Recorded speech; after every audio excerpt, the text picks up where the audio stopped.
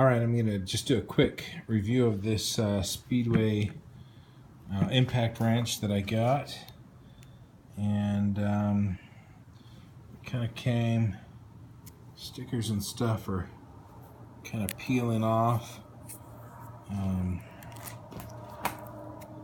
which is not a big deal. I don't care about stickers, but you know, it was really dirty. I actually kind of wiped it down a little bit, but it really looked like it had been used. It had you know, stuff like this on it.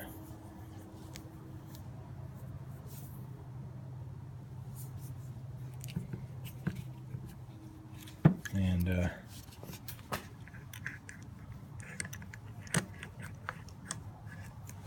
I don't know a whole lot about impact wrenches.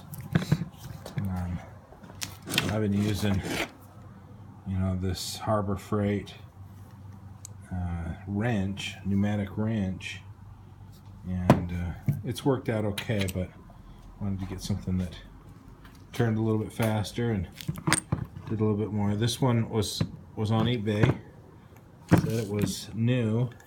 It really does look like it was used, but I'm gonna put a fitting on it and just give it a whirl, make sure it works.